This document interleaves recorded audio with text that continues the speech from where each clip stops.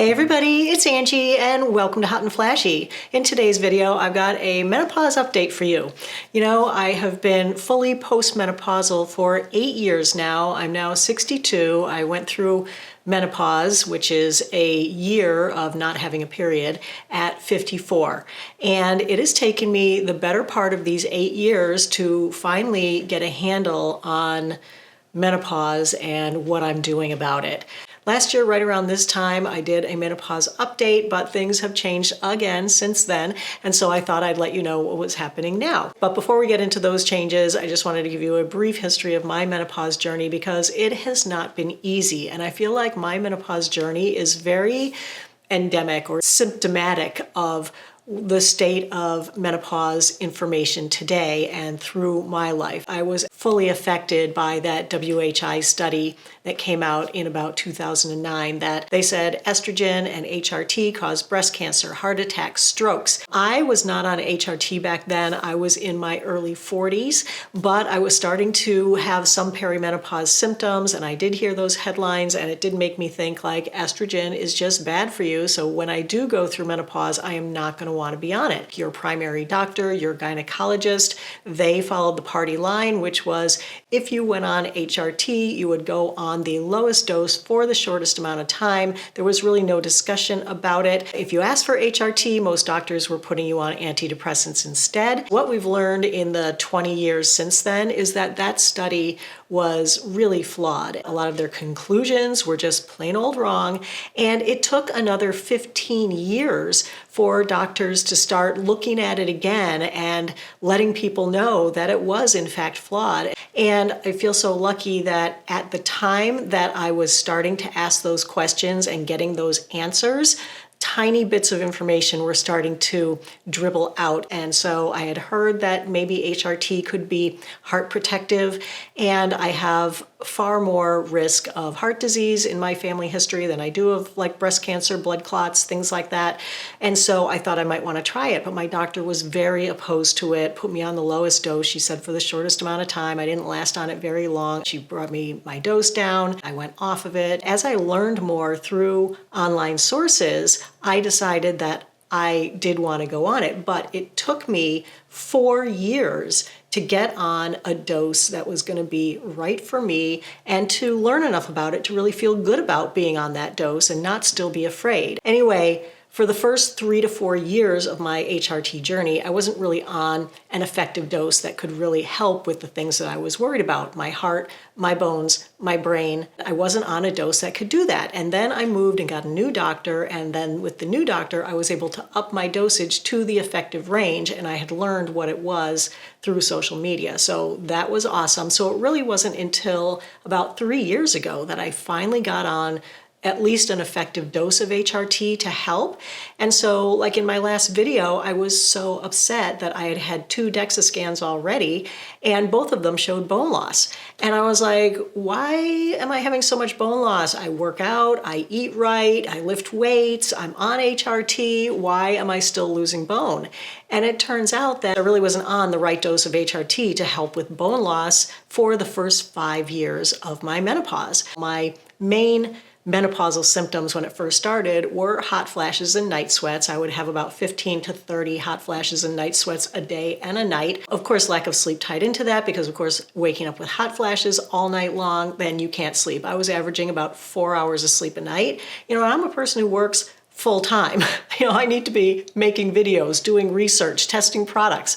I can't be going on 4 hours of sleep, so that was terrible. I also had terrible brain fog, so even when I was awake and trying to work, I couldn't remember a thing. I also have ringing in my ears, which could be a symptom. I also had the bone loss that I already talked about, and I also have urinary incontinence. So I have done lots of videos in the past on my menopause journey, and if you want to see my most recent one, which was from just a year ago, where I went into great detail on everything that I was doing and why, and I listed out all the resources, all the doctors that I've learned from, and where you can find a menopause doctor, and lots of other stuff. So anyway, that's all in this video, which I'll link in the description box below this video and at the end screen of this video. But since last year, some things have changed, and those things are I've updated some things in my HRT. I've also changed some things in my diet and exercise routine, and I've also added a new medication to help with urinary incontinence. So those are the things I'm going to talk about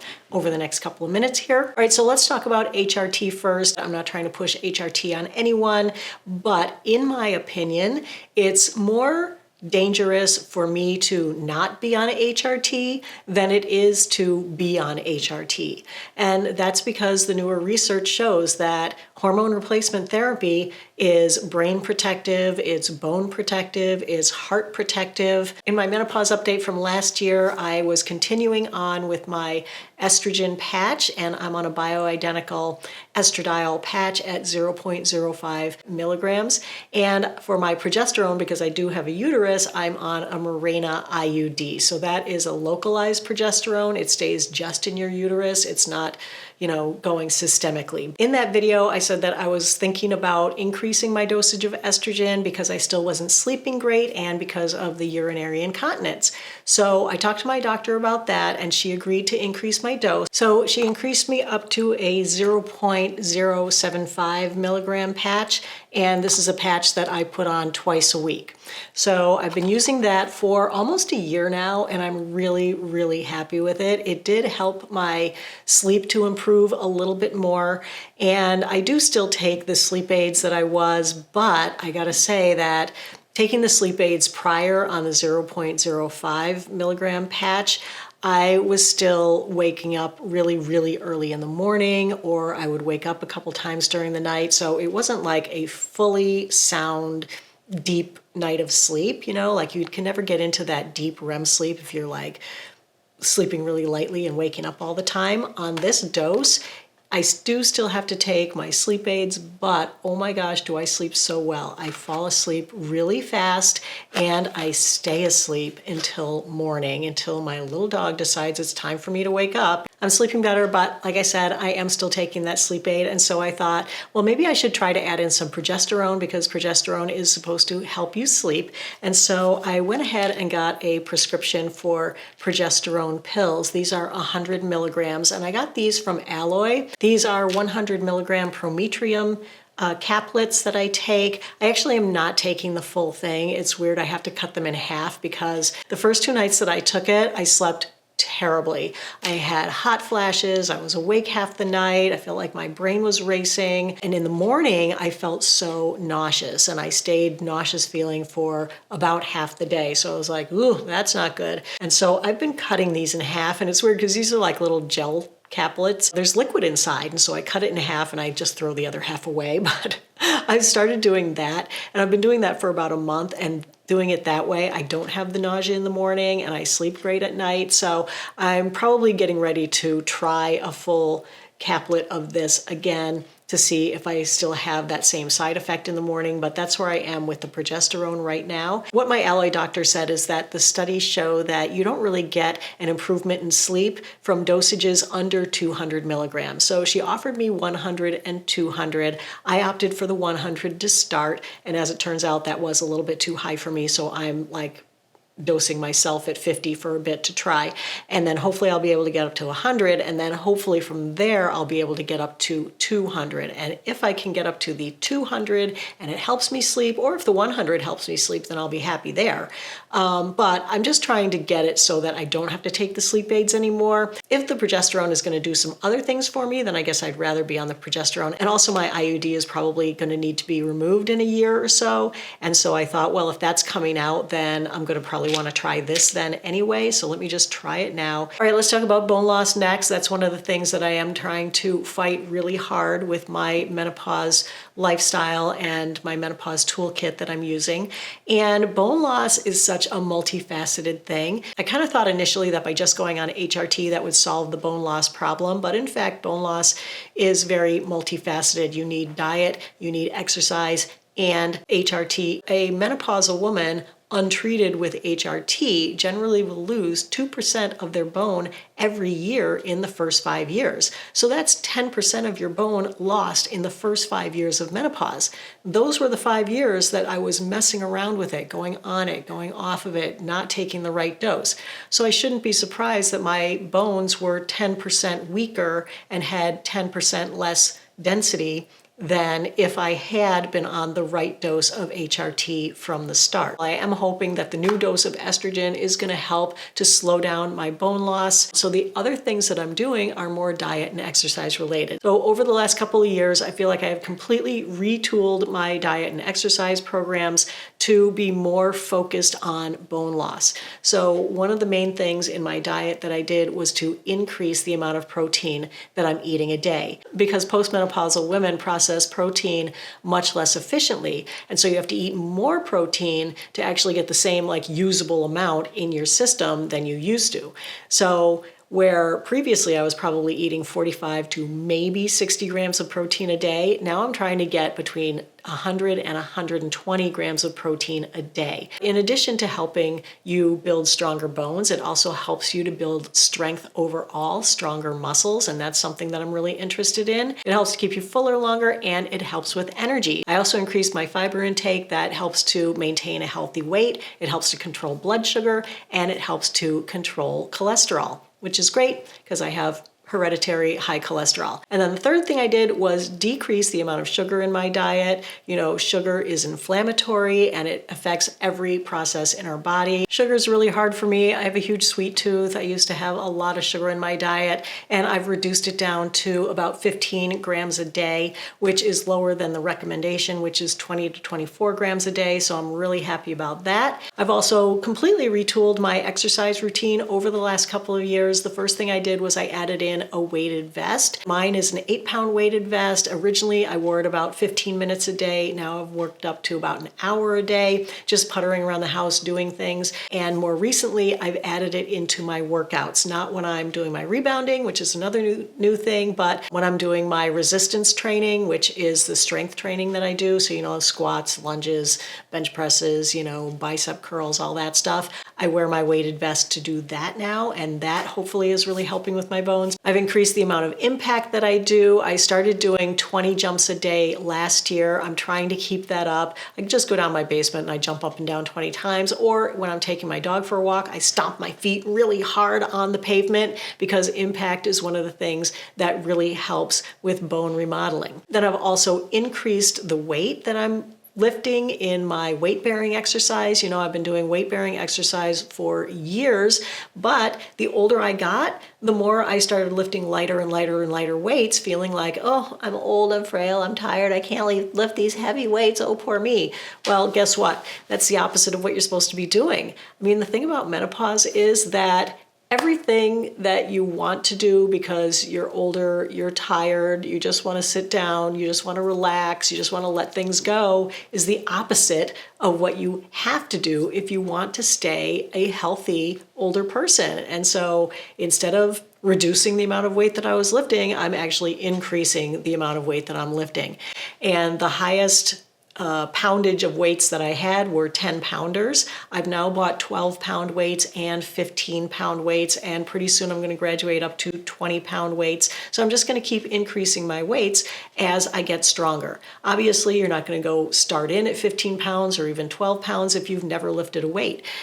Heavy for you might be 3 pounds or 5 pounds. Heavy for me is 12 to 15 pounds, but it's getting lighter the more I lift it. It's not about the number of reps that you do. We used to think that it was like, use lighter weights and do more reps and you get the same benefit. Well, no. Once you're postmenopause, you really need heavier weights to get the same benefit on your bones, because your bones really need that resistance so that they can remodel themselves. I added in a rebounder this year. Last year's video, I said, oh, I bought a rebounder, but I haven't set it up yet. It took me a while to get it set up. I did finally get it set up.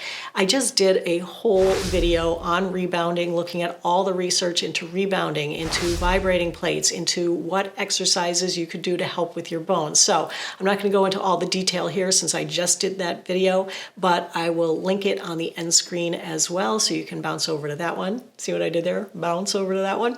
But I love my rebounder because I do have some cartilage loss in my joints. I can feel it, especially my knee joints. They've been creaky for I want to say at least 20 years now. Rebounding is the way to go because it's much, much gentler on your joints. But I did get a rebounder with the springs rather than the bungees, because with the springs, you do get a little bit of a harder impact than you do with the bungees. The other thing that I did change to help with this is that I've changed up some of my supplements. I always thought I was taking enough calcium and enough vitamin D, but I was going by the RDA recommendations for standard women, not postmenopausal women. So I have upped my calcium, I have upped my vitamin D, and I've also added in vitamin K2, which helps to tell the calcium to go to your bones rather than just collecting in your arteries, causing a heart attack. So we don't want that. But the K2 is supposed to take care of that, so I take that as well. I did recently do a supplement routine update. I did one specifically on bones, and then I did one on all my other supplements. So I will link those in the description box below the video if you want to see the exact supplements that I take. And then my last menopausal symptom that I touched on earlier was the urinary incontinence, which is, a lovely thing to have to talk about. But I did talk a lot about it in my rebounder video, because when I started using my rebounder, that's when the incontinence became a real problem in my life. I mean, it had been a problem previously. I couldn't, sneeze without leaking. I couldn't cough without leaking. I thought this was just an old person problem. I didn't realize it was directly attributable to lack of estrogen. And I thought that by going up on this estrogen that it would help with it. And unfortunately it didn't. But then online at Alloy, I learned that you can use vaginal estrogen for urinary incontinence, and that it also helps with UTIs and all these other symptoms that you have going on down there because of menopause. So I did go on the vaginal estrogen as well this year, and I talked about this in the rebounder video, and oh my gosh, did it help so much. So I just want to first state that this is different from systemic estrogen, okay? So I am on systemic estrogen and also local topical vaginal estrogen. This does not travel systemically through your body. So you can be on this and you can be on this at the same time, and this doesn't increase the amount of this in your body. If you have a uterus, so you don't need to be on progesterone if you are on this kind of estrogen that is topical local estrogen. If you're on this kind of estrogen and you have a uterus, then you definitely need some kind of progesterone. So anyway, I started on this. This is my second tube. This is so awesome. Within the first 2 weeks of starting it, I could sneeze without having leakage. I could cough without having leakage. I can work out on my rebounder. I gotta say, I do still have to wear a little pad in there because there is still a little leakage from the rebounding, but the rebounding is supposed to help with urinary incontinence, help you to grip those muscles together and really retrain them. So we'll see what happens with that. So hopefully the combination of this and that will solve my incontinence, because, oh boy, is that ever fun? Not. There's just so many things with menopause that it really robs you of a good quality of life. Like, who wants to walk around with a pad in your pants forever because you might sneeze? I mean, come on. And thank goodness now there are all these telemedicine companies like Alloy where you can get these kind of products. It's discreet. You go online, you have it shipped right to your house. It's really great. So if you want to try any of the things from Alloy, I do have a $10 off code, and I'll put a link to Alloy in the info box below the video as well. And I'll also link, the menopause experts that I follow that have given me such good information on how to handle my menopause. Anyway, that is it for today's menopause update. I hope you found it helpful and informative. If you did, give the video a like. Don't forget to subscribe to my channel. As always, I thank you so much for your time. I really appreciate you watching. I hope you have a great day, and I will see you in the next video. Take care, everybody. Bye-bye.